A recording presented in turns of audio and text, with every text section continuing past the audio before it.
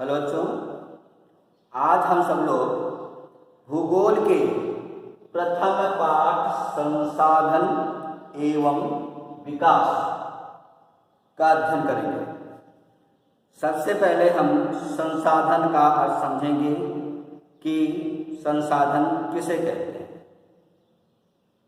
संसाधन हमारे वातावरण में उपलब्ध प्रत्येक वस्तु जो मानव की आवश्यकताओं को पूरा करने में प्रयुक्त की जाती हैं और जिनको बनाने में टेक्नोलॉजी यानी कि प्रौद्योगिकी उपलब्ध है, उसे हम संसाधन कहते हैं। जैसे खनिज पदार्थ इत्यादि। इन संसाधनों को हम प्रायः प्राकृतिक उपहार भी कहते हैं। प्राकृतिक उपहार किसे कहते हैं? प्रकृति से प्राप्त वे सभी निःशुल्क वस्तुएं जो मानव के जीवन के लिए प्रयुक्त की जाती हैं या उपयोग में लाई जाती हैं, उन्हें हम प्राकृतिक उपहार कहते हैं। जैसे खनिज पदार्थ, जल, वन, भूमि इत्यादि। लेकिन ये प्राकृतिक उपहार कब संसाधन में परिवर्तित होते हैं? जब मानव इन्हें अपने ज्ञान, अपने प्रौद्योगिकी की सहायता से इन्हें अपने उपयोग में लाता है, तब इन प्राकृतिक उपहारों को हम संसाधन कहते हैं। जैसे लकड़ी से फर्नीचर बनाना, लोहे से विभिन्न प्रकार की वस्तुएं बनाना इत्यादि। अब हम खनिज पदार्थ का उदाहरण ले लें। जब ये खनिज पदार्थ अपनी मूल अवस्था में भूमि के नीचे पाए जाते हैं, तो मानव इन्हें अपने ज्ञान व टेक्नोलॉजी की सहायता से बाहर निकालता है। इन अयस्कों को वह शोधित करने के लिए परिशोधनशालाओं में भेजता है।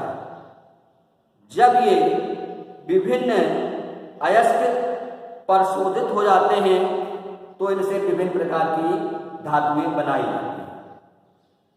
अब इन संसाधनों का वर्गीकरण कैसे किया जाता है, इसको हम समझेंगे। तो संसाधनों का वर्गीकरण निम्नलिखित प्रकार से किया जाता है। पहला दिया हुआ था उत्पत्ति के आधार पर। उत्पत्ति के आधार पर जो संसाधन होते हैं वो दो प्रकार के होते हैं। पहला जैव संसाधन, दूसरा अजैव संसाधन।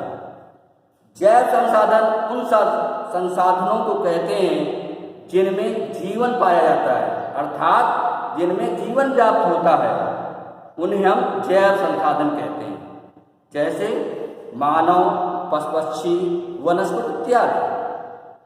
अजैव संसाधन उन संसाधनों को कहते हैं जिनमें जीवन व्याप्त नहीं होता है, वे निर्जीव होते हैं, उन्हें हम अजैव संसाधन कहते हैं। जैसे विभिन्न प्रकार के खनिज पदार्थ इत्यादि। दूसरा आपका दिया हुआ है समाप्तता के आधार पर दो प्रकार के होते हैं। पहला नवीकरण योग्य संसाधन और दूसरा अनवीकरण योग्य संसाधन। नवीकरण योग्य संसाधन उन्हें कहते हैं जिन्हें एक बार प्रयोग लाने के पश्चात उन्हें भौतिक या रासायनिक प्रक्रियाओं के द्वारा पुनः उपयोग में लाते हैं या लाया जा सकता है। उन संसाधनों को हम नवीकरण योग्य संसाधन कहते हैं। जैसे सौर ऊर्जा, पवन ऊर्जा इत्यादि। दूसरा है अनवीकरण योग्य संसाधन। अनवीकरण योग्य संसाधनों का विकास एक लंबे भूवैज्ञानिक अंतराल के बाद होता है। इन्हें एक बार प्रयोग में लाने के पश्चात पुनः प्रयोग में लाया नहीं जा सकता है। इन संसाधनों को हम आणविकरण योग संसाधन कहते हैं, जैसे जीवाश्म ईंधन इत्यादि। तीसरा आपका दिया हुआ है स्वामित्व के आधार पर संसाधन। स्वामित्व के आधार पर संसाधन 4 प्रकार के होते हैं। पहला व्यक्तिगत संसाधन, दूसरा सामुदायिक संसाधन, तीसरा राष्ट्रीय और चौथा अंतर्राष्ट्रीय। व्यक्तिगत संसाधन, व्यक्तिगत संसाधन व्यक्ति के अपने अधिकार क्षेत्र में आते हैं। जैसे ग्रामीण क्षेत्रों में बहुत सारे व्यक्तियों की अपनी भूमि होती है, अपने मकान होते हैं, तो इन सभी संसाधनों को हम व्यक्तिगत संसाधन कहते हैं। दूसरा सामुदायिक संसाधन, बहुत सारे संसाधनों जो समुदाय के सभी लोगों के द्वारा प्रयोग किए जाते हैं उन्हें हम सामुदायिक संसाधन कहते हैं। जैसे चारण भूमि, शमशान भूमि, तालाब इत्यादि। ये सारे जो संसाधन हैं इन्हें समाज के सभी समुदायों के लोग अपने प्रयोग में लाते हैं। राष्ट्रीय संसाधन, सभी व्यक्तिगत संसाधनों को अगर राष्ट्र अपने राष्ट्र के हितों की रक्षा के लिए उन्हें अपने प्रयोग में ला सकता है या अपने अधिकार क्षेत्र में कर सकता है। जैसे जब किसी भूमि पर या किसी खेत पर, जो खेत होते हैं, भूमि होती है, वो व्यक्ति के अपने व्यक्तिगत संसाधन होते हैं, लेकिन जब कोई रेलवे लाइन, सड़क निकलती है तो सरकार देश के हितों की रक्षा के लिए इन संसाधनों को अपने अधिकार क्षेत्र में कर लेती है। तो ये सभी संसाधन राष्ट्रीय संसाधन कहे जाते हैं।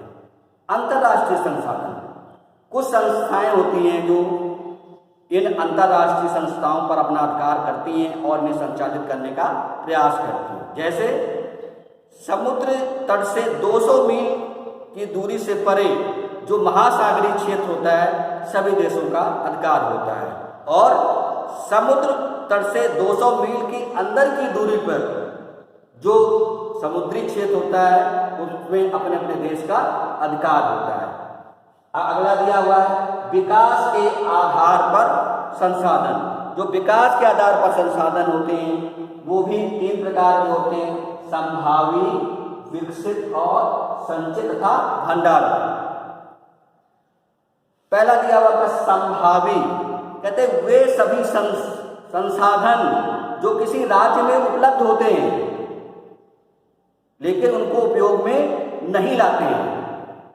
जैसे गुजरात और राजस्थान में, गुजरात में और राजस्थान में सौर ऊर्जा की अपार संभावनाएं और गुजरात में पवन ऊर्जा की बहुत संभावना है, लेकिन इनका पूरा प्रयोग हम नहीं कर रहे हैं। तो इन ऐसे सभी संसाधनों कहते हैं संभावी संसाधन।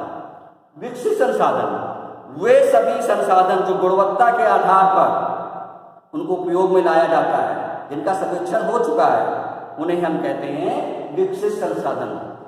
संचित संसाधन, जो संचित में, जैसे बांध है, बांधों में बहुत सारा जल पाया जाता है लेकिन इन जल का पूरा प्रयोग हम नहीं कर पा रहे हैं।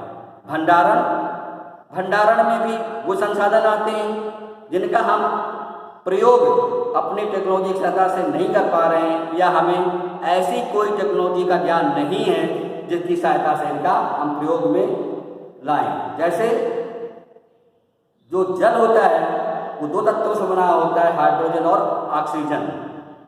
जैसा कि हम सब लोग जानते हैं कि हाइड्रोजन में ऊर्जा की अपार संभावनाएं हैं लेकिन हम इनका प्रयोग में नहीं कर पा रहे हैं क्योंकि हमारे पास ऐसी कोई टेक्नोलॉजी उपलब्ध नहीं है। अगले वीडियो में हम विकास के बारे में बात करेंगे। धन्यवाद।